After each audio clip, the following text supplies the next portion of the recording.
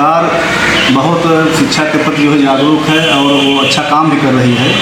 उत्तर प्रदेश सरकार बहुत अच्छे काम कायाकल्प, बच्चों के लिए कुर्सी की व्यवस्था, टॉयलेट की व्यवस्था, पानी की व्यवस्था, सारी व्यवस्थाएं सरकार कर रही है।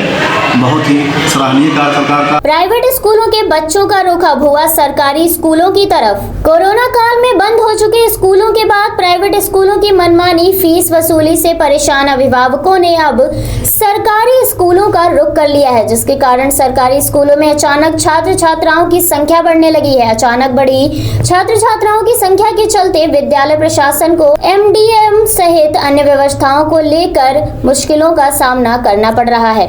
आपको बता दें कि कोरोना काल में सभी शिक्षण संस्थान को शासन के आदेश पर बंद कर दिया गया था, लेकिन निजी विद्यालयों ने ऑनलाइन पद्धति के जरिए पठन पाठन जारी रखा और जिसके एवज में अभिभावकों को जेब भी ढीली करनी पड़ी। इसलिए तीसरी लहर के संभावित खतरे और दोबारा विद्यालय बंद होने की आशंका के चलते अभिभावक सरकारी विद्यालयों का रुख कर रहे हैं, जिसके चलते ही विद्यालय प्रशासन को कई दिक्कतों का सामना करना पड़ रहा है, चाहे बच्चों को मध्याह्न भोजन करवाने के लिए हो या छात्र छात्राओं के बैठने का इंतजाम हो और अध्यापन से जुड़े टीचरों की व्यवस्था की कमी कहीं न कहीं अब सरकारी स्कूलों के सामने चुनौती बनकर सामने खड़ी हो रही है। वहीं विद्यालय के अध्यापक का कहना है कि योगी सरकार शिक्षा क्षेत्र में अच्छा विकास किया है, जिसका प्रतिफल अब सामने दिखने लगा है। सरकार से और शिक्षा विभाग से जुड़े जिले के अधिकारियों से ये मांग भी की है कि हमारे विद्यालय के साथ साथ प्रदेश के उन सभी प्राथमिक और कंपोजिट विद्यालयों में मध्याह्न भोजन बच्चों को खिलाने के लिए एक अलग से टीन शेड व दूसरे कैंपस की व्यवस्था अनिवार्य होनी चाहिए। अयोध्या से हमारे सहयोगी गुलशन सिद्दीकी की रिपोर्ट। बच्चों को बैठने के लिए आ रही है, क्योंकि हमारे यहाँ दिन प्रतिदिन बच्चे जो है बढ़ते ही आ रहे हैं, चाहे प्राइवेट स्कूल के हों या PC वाले आ रहे हैं। तो हमारे यहाँ छात्र संख्या इस समय मतलब 454 हो चुकी है और कमरे हमारे यहाँ जो है 14 कमरे हैं। 1 to 8 बैठने की व्यवस्था ये हमारी है। हमने व्यवस्था पूर्ण रूप से सुचारू रूप चलाने के लिए किया है कि मैथ भी अपना खाली कराया है बच्चों को बैठने के लिए, बिना मंच भी उसी में जोड़ दिया है। बच्चों को बैठने के लिए मैथ की व्यवस्था किए हैं और वो हमारे यहाँ डेस्क है ही, तो इस तरीके से हमने व्यवस्था करने का प्रयास किया है, लेकिन पूर्ण रूप से व्यवस्था बैठने के लिए नहीं बची है, क्योंकि लगातार गार्जियन दबाव भी बना रहे हैं कि हम जो है अब एडमिशन इसी स्कूल में लेंगे, हम कहाँ जाएँ। तो ये समस्या बढ़ती जा रही है। 454 के स्ट्रेंथ इसी समय हो गई, जबकि हमने गार्जियन से कहा कि बच्चे की उम्र कैसे सर्टिफाई होगी, तो उन्होंने कहा कि हम बैन आपको लेकर दे रहे हैं। तो वो गार्जियन इतने मतलब उत्सुक मतलब कहिए या उनको जो भी परेशानी हो रही है कि वो बैन हल्की बनवा के अपने बच्चे की उम्र सर्टिफाई कराने के बाद ही नाम लिखा जाता है।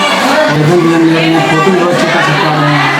तो इस तरीके से हम अपने यहाँ बच्चे की व्यवस्था सुचारू रूप से शिक्षण के योगदान प्रयास कर रहे हैं। तो क्या है क्या पूरा नहीं, कुछ तो संख्या हमारे यहाँ की हमने जब से इस विद्यालय में आए हैं तब से हमने अपने लिए सोचा कि ये जो है कि इस विद्यालय को कुछ अच्छे ढंग से सजाया गया, बच्चों को पढ़ने योग्य बनाया गया और हमारे यहाँ हर क्लास में अध्यापक लोग बैठकर पढ़ाते हैं और इसीलिए आकर्षित होकर के गार्जियन लोग इसमें नाम लिखाना चाहते हैं। बैठने की व्यवस्था भी हमने पूर्ण रूप से बहुत अच्छे करने का प्रयास किया है। प्राइवेट स्कूल बंद ही हैं तो उनके वो ज़्यादा फीस भी मांग रहे हैं, इसलिए जो है बच्चे और गार्जियन दोनों का मोह भंग हो चुका है वहाँ से। देखिए जब से कोरोना पीरियड स्टार्ट हुआ है तब से प्राइवेट स्कूल तो लगभग बंद हो रहे हैं। वहाँ पर छात्र संख्या घट रही है और सारे बच्चे, चूँकि वहाँ पर बच्चे जो हैं स्कूल बंद होने के कारण हमारे विद्यालयों में एडमिशन के लिए जो है अग्रसर हो रहे हैं। इस स्थिति में हमारे यहाँ इतनी ज़्यादा संख्या हो रही है कि हम लोग बच्चों को बैठने के लिए सही से कमरे प्रोवाइड नहीं करा पा रहे हैं। उनके लिए जो है ग्राउंड जो है जितनी संख्या है उसके हिसाब से वो अप्रोप्रिएट नहीं है और रूम्स में जितने हमारे पास जितने रूम्स हैं, जितने बच्चों के लिए सीट्स हैं, रूम्स हैं, वो हमारे पास जितनी छात्र संख्या थी उसके अकॉर्डिंग अप्रोप्रिएट है। लेकिन अब स्थिति ये है कि हमें अपना जो ऑफिस है उसको भी हमें एक रूम में कन्वर्ट करना पड़ा है, उसमें भी हमें अपने बच्चों को बिठाना पड़ रहा है, क्योंकि अब बच्चे हमारे विद्यालय में आए हैं तो हमारी ये नैतिक दायित्व है कि हम उन्हें वो सब सुविधाएँ प्रोवाइड करें जो हमारे स्टाफ कर रहे थे। तो प्राइवेट हो चाहे कहीं भी बच्चे हों, तो हमारे लिए हमारा एक नैतिक दायित्व है कि हम उनको सब चीज़ें प्रोवाइड कराएं। लेकिन समस्या ये है कि छात्र संख्या इतनी ज़्यादा हो रही है कि बच्चों को हम उस तरह से जिस ढंग से हमें पढ़ाना है, उस छात्र संख्या एक टीचर पर 75 बच्चे होना एक बहुत बड़ी समस्या है। क्योंकि हमारे यहाँ एक गाइडलाइन के तहत 35 स्टूडेंट्स का है, लेकिन यहाँ पर 70-75 बच्चे आ रहे हैं और आ भी रहे हैं। जब से स्कूल खुला है, क्योंकि एक समय से स्कूल बंद था, तो बच्चों में भी एक बहुत क्यूरियोसिटी थी कि हम विद्यालय जाएं, बहुत कुछ सीखें। इतने दिनों से पेरेंट्स भी सोच रहे थे कि हम बहुत कुछ बच्चों को सिखाएं, और यहाँ पर लगातार प्राइवेट स्कूल बंद थे और सिर्फ एक गवर्नमेंट स्कूल खुला, तो उनको लगा कि नहीं, बच्चों को कहीं से भी शिक्षा मिले। और यहाँ पर चूँकि सारी सुविधाएँ आप प्रोवाइड, हमारी गवर्नमेंट जो है सारी सुविधाएँ स्कूलों में दे रही है, और सारी कायाकल्प के तहत सारा विद्यालयों में रेनोवेट कर दिया गया है।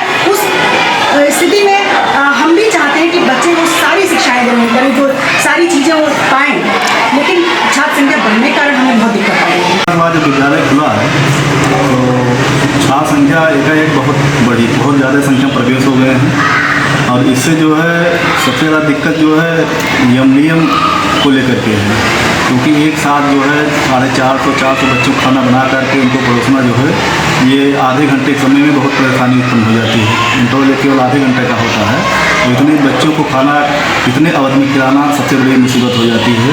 दूसरी हमारे यहाँ जो है बच्चों के खिलाने के लिए न तो कोई व्यवस्था है, बाहर बच्चों को खिलाना पड़ता है, टेंशन की कोई निर्माण नहीं हुआ है। और ऐसी स्थिति में जब बरसात होने लगती है, धूप ज़्यादा होने लगती है, तो हमको बहुत ज़्यादा परेशानी होती है। किसी तरह हम लोग बच्चों को खिलाते हैं। सरकार और अपने उच्च अधिकारियों से अपेक्षा करते हैं, मांग भी करते हैं कि हमारे विद्यालय सहित जनपद के समस्त विद्यालयों में कम से कम मीडियम की व्यवस्था खिलाने के लिए अलग से टी सेट या ऐसा निर्माण करा जाए जिसमें बच्चे जो है बैठ करके जो है सुरक्षापूर्वक जो है खा सकें खाना। और सरकार बहुत शिक्षा के प्रति जो है जागरूक है और वो अच्छा काम भी कर रही है।